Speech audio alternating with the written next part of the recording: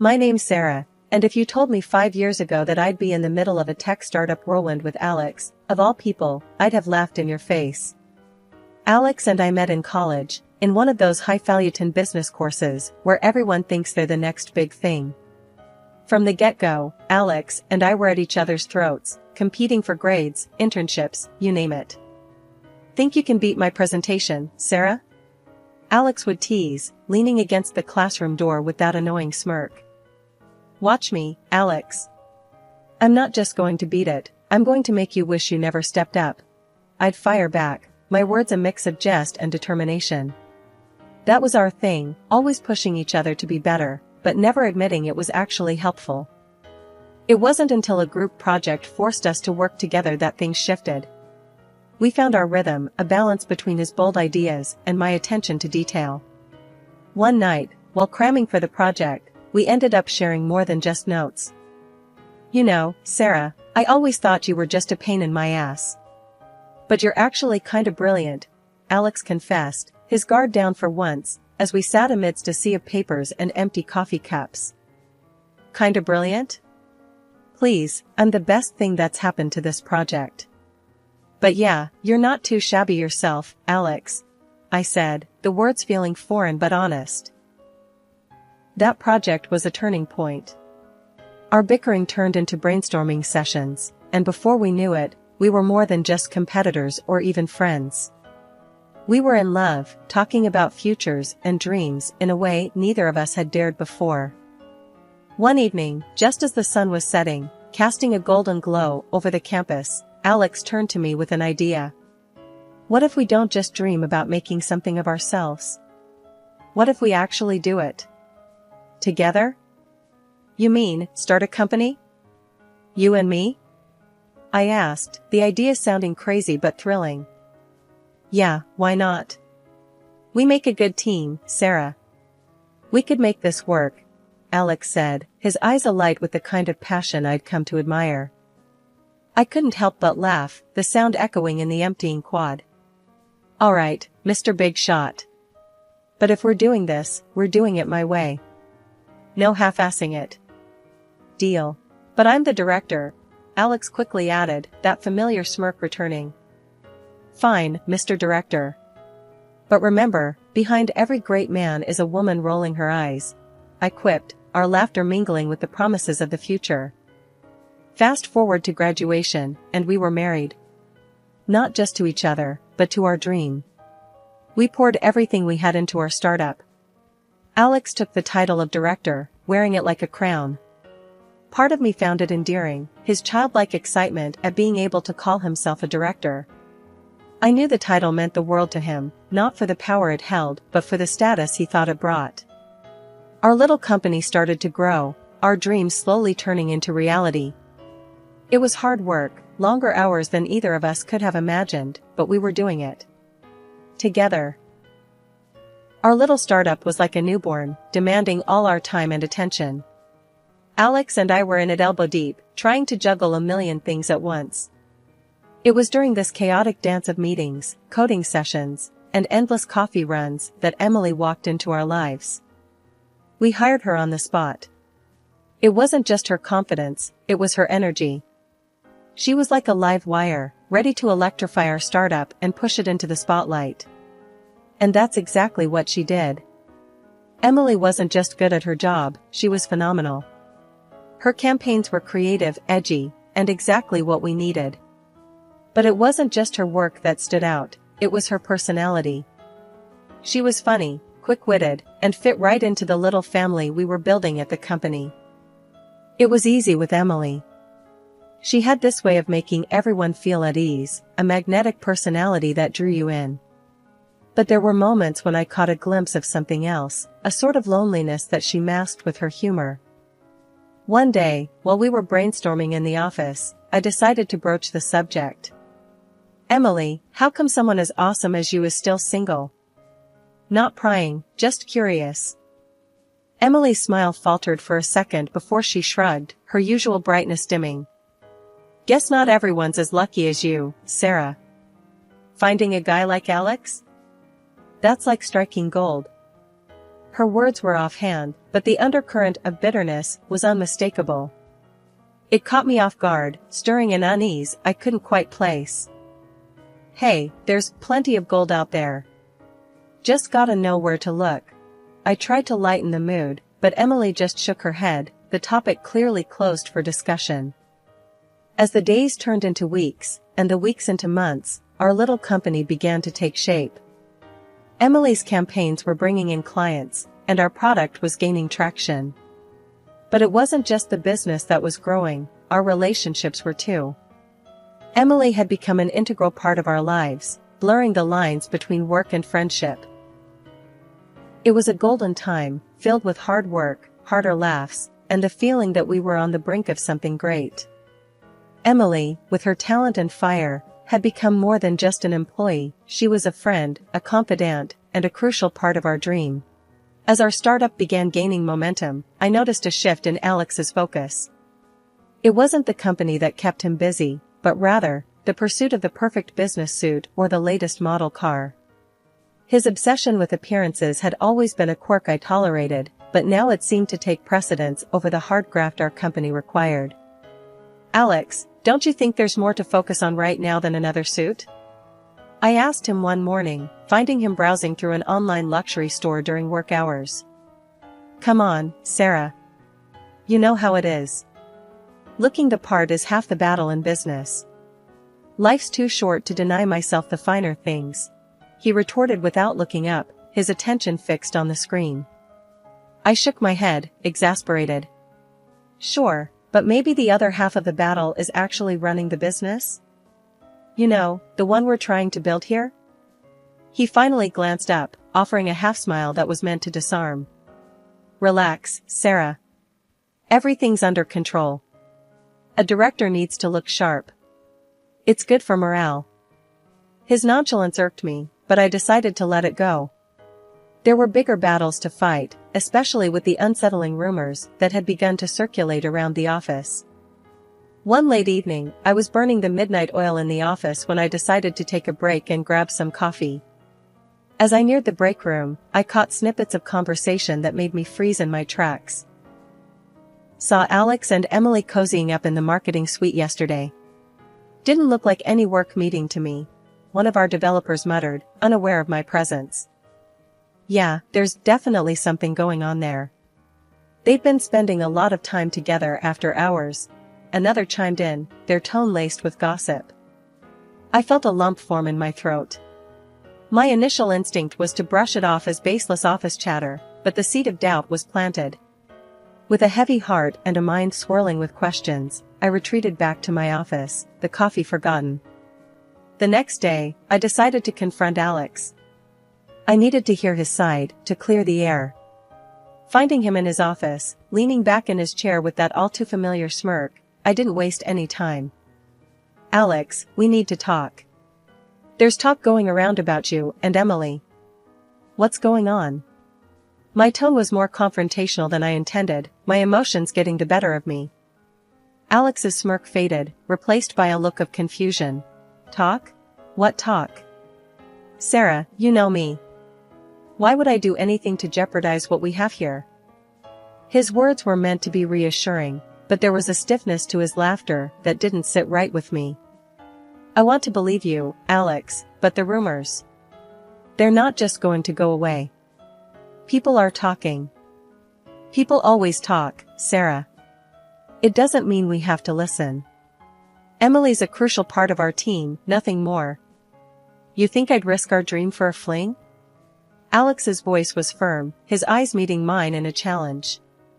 I wanted to believe him, to brush off the rumors as just that, rumors. But the nagging doubt lingered, casting a shadow over our conversation. "All right, Alex. I just needed to hear it from you.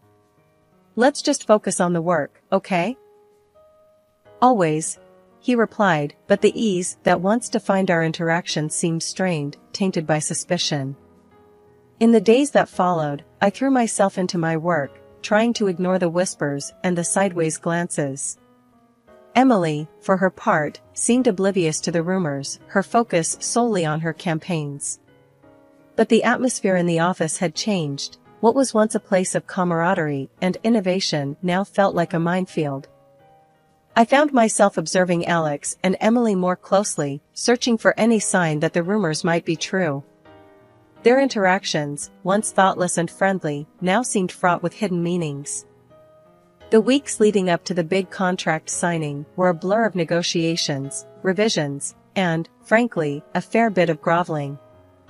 The director on the other end was the type who'd make a saint swear. Every meeting, every call, it felt like wading through mud. But the payoff? It was going to be huge. This deal was our ticket to the big leagues, a chance to level up our startup in ways we'd only dreamed of. So, I buckled down, ignored the growing pile of laundry at home, and let takeout containers become my primary diet. Look, I know he's a pain, but if we land this, it's game changer, I told Alex during one of our late-night strategy sessions. Yeah, if he doesn't drive us insane first, Alex replied, his eyes glued to his laptop. Emily chimed in with her usual optimism. We've got this. Sarah's been crushing it. He's practically eating out of her hand now. I wasn't so sure about the eating out of her hand part, but we were close, damn close. And when the day finally came to ink the deal, the sense of anticipation in the office was electric. The annoying director, somehow less irksome with a pen in hand ready to sign, was there alongside us, a necessary evil in our path to victory. The moment the contract was signed, the atmosphere shifted from tense anticipation to outright celebration. Champagne bottles popped, and glasses clinked, the sound of success ringing loud in the lobby of our little startup that could. Alex, with that director by his side, stepped forward to address the crowd. I want to take a moment to recognize the incredible effort that went into making today possible. Alex started, his voice carrying over the buzz of conversations. Sarah, in particular, has been instrumental in getting us to this point. There was applause, a few cheers, and I allowed myself a small smile. Maybe all the stress was worth it after all. But then Alex's smile turned into something I couldn't read, a mix of smugness and something colder.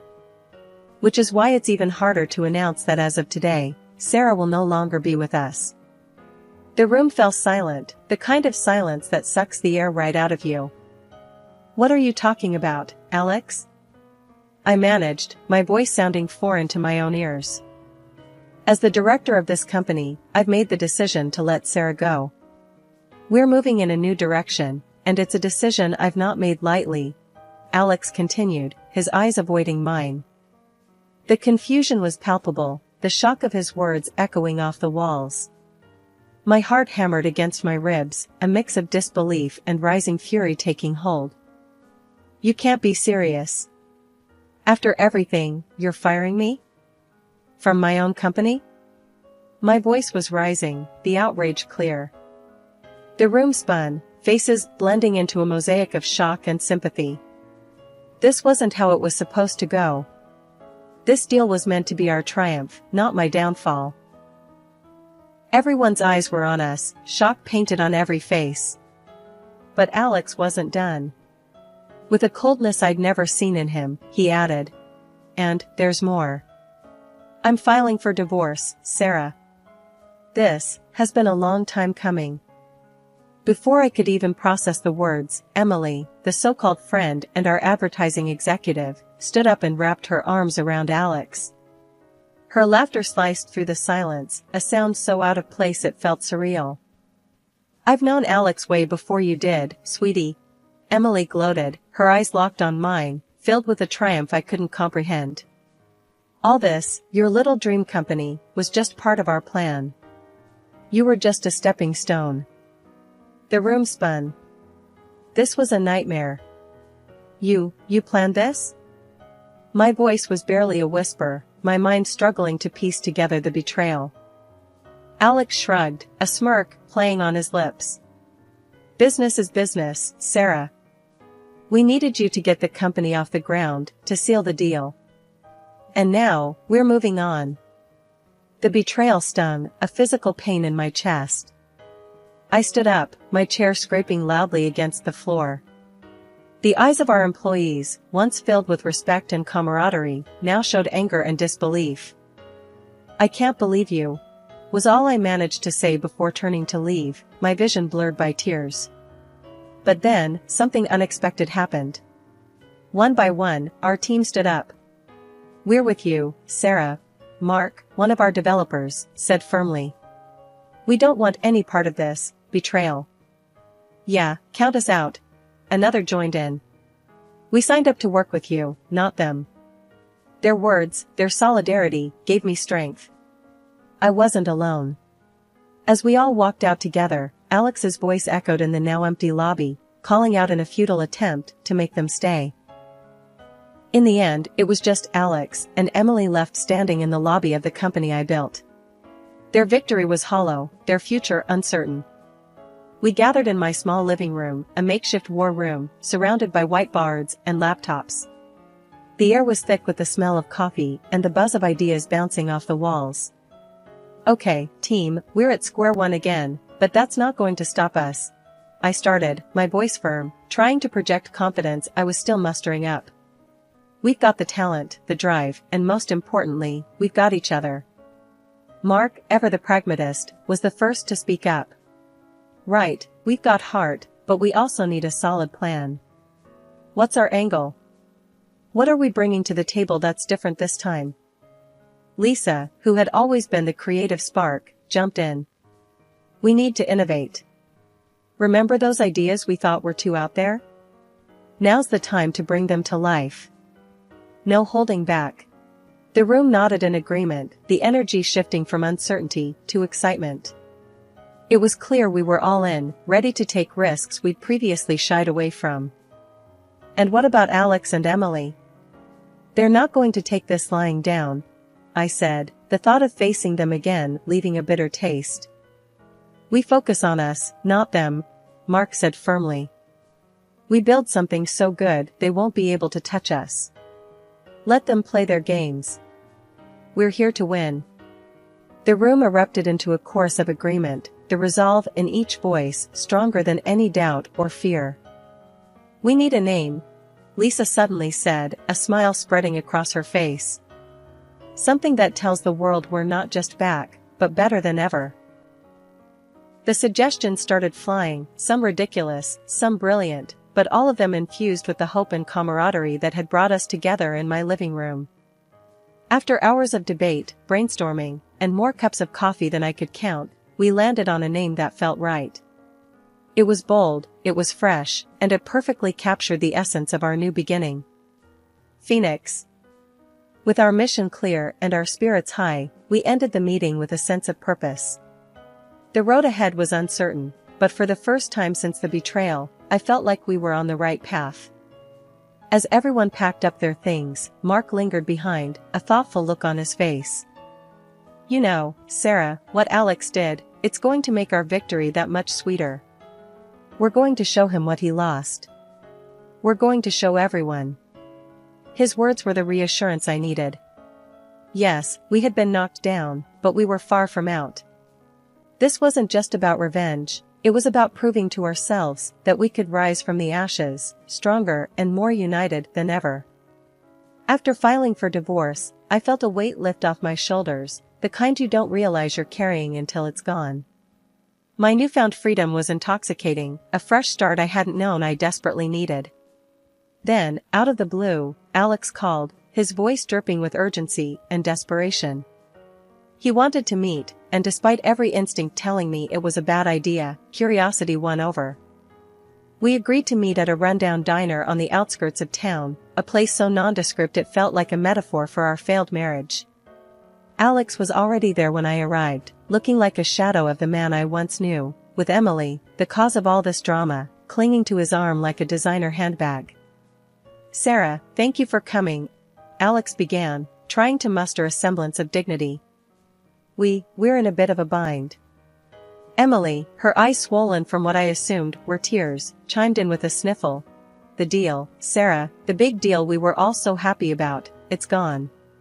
Cancelled." I couldn't help it, laughter bubbled up from within me, echoing off the dingy diner walls. Oh, let me guess, the contract that anyone could cancel within 14 days? That one? I managed between fits of laughter. Their faces were a mix of shock and embarrassment. How did you? Alex stammered, unable to finish. The director, the one you found so annoying?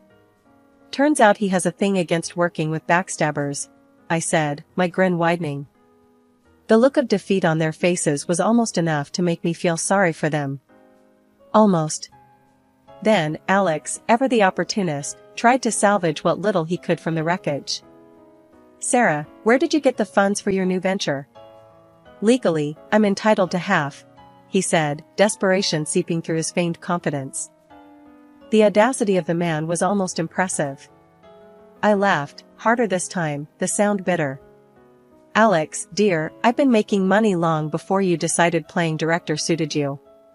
I was a genius when you met me, and I'll be a genius long after you're just a footnote in my success story. Their faces were a picture of realization, the truth finally dawning on them that they had underestimated me at every turn. Standing up, ready to leave this chapter of my life behind, I looked them both in the eye. Good luck, you too. Something tells me you're going to need it far more than I ever will. As I walked out of the diner, the sun broke through the clouds, bathing the world in a warm, golden light. It felt symbolic, a sign that despite everything, I was on the right path.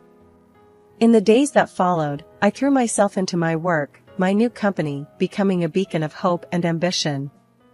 The team and I worked day and night, our shared vision fueling us forward. Meetings with investors, late-night brainstorming sessions, and the relentless pursuit of innovation became my new normal. Each small victory was a testament to our resilience, a middle finger to those who had tried to bring us down. One evening, as we celebrated landing a major client, the team gathered around, beers in hand, the mood light and triumphant. Mark, ever the voice of reason, raised his glass. To Sarah, the toughest boss I've ever had the pleasure of working for. You showed us what it means to rise from the ashes. The team cheered, their support and belief in me more valuable than any deal or contract. Yeah, and to think, Alex and Emily thought they could take you down, Lisa added, laughter in her voice. I smiled, my heart full. Let them think what they want. We're here, we're succeeding, and that's the best revenge we could ever have. After everything that went down, I did the only thing I knew how. I built something new from the ground up. My new company wasn't just a rebound, it was a phoenix rising from the ashes, stronger and more vibrant than anything before. And the best part? My loyal crew was right there with me, every step of the way. We even managed to lock down a deal with the same partner company that bailed on Alex and Emily, proving that integrity and hard work do pay off. One day, as we were wrapping up a team meeting in our new, buzzing office space, Mark couldn't help but bring up the latest gossip that had been making rounds. So, have you guys heard? Alex and Emily's venture tanked. They're drowning in debt. Lisa, always the one to find a silver lining, added with a smirk. Guess they learned the hard way that you can't build something lasting on lies and betrayal. I leaned back in my chair, the corners of my mouth turning up. Well, it's a tough lesson, but it looks like karma doesn't take shortcuts. The room filled with nods and murmurs of agreement.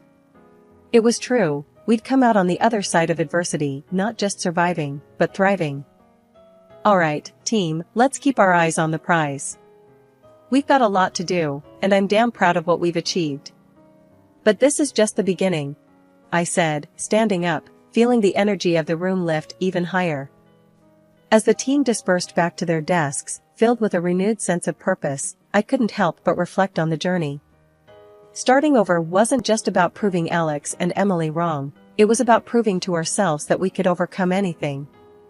Later, as I was getting ready to leave for the day, Mark caught up with me by the elevator. You know, Sarah, seeing Alex and Emily's downfall doesn't give me as much satisfaction as seeing what we've built here. This is real success. I smiled, looking back at the office where our team was hard at work, laughter and light filling the space. You're right, Mark. This is what success looks like. Not the failure of others, but the triumph of our own spirit. Stepping into the elevator, I hit the button for the ground floor. As the doors closed, I felt a sense of accomplishment wash over me. My new company was more than just a business, it was a testament to resilience, to the power of starting over, no matter the odds. And as for Alex and Emily? Well, their fate was a stark reminder that shortcuts and deceit never lead to lasting success. The real victory was here, in the hard work, the late nights, and the unbreakable bond of a team that had weathered the storm together.